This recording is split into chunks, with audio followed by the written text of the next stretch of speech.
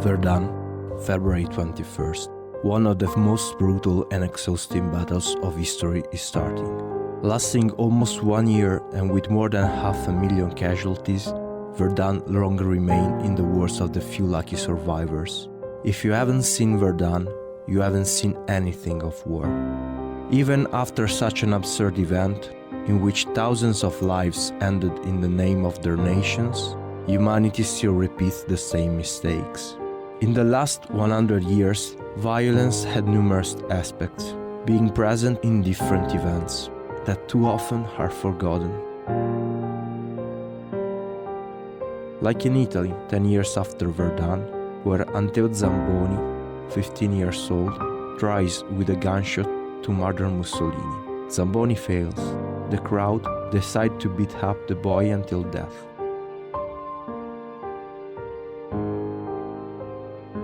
In Spain, the civil war starts.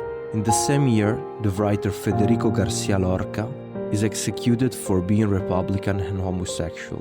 This fierce conflict will last until 1939, involving fascist military support from all Europe for suffocating the last cry of freedom of a nation on its knees. Francisco Franco will triumph.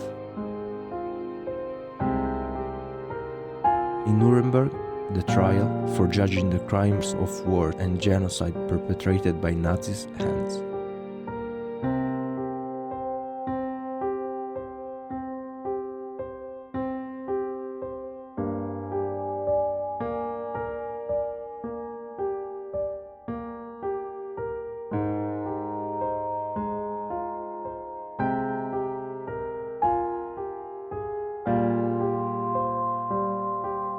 From a pacific demonstration in Hungary, a revolution begins against the government controlled by the USSR. The repression is hard and the consequences are drastic.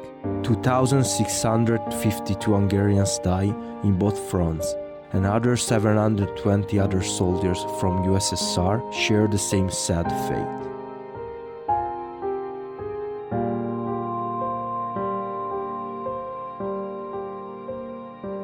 Few miles from Porto Paolo, Sicily, during the night of Christmas, 238 clandestine immigrants, after spending all they had for searching a better life in Europe, they will find their doom in a boat too shabby for that travel.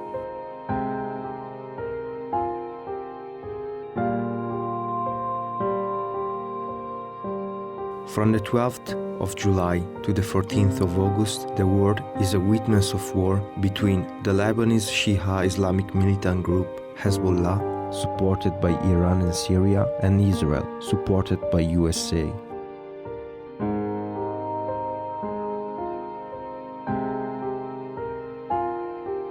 In the climate of fear created by the political imbalance in the Middle East, artificially generated for economical interests, we witness the creation of new forms of violence propaganda.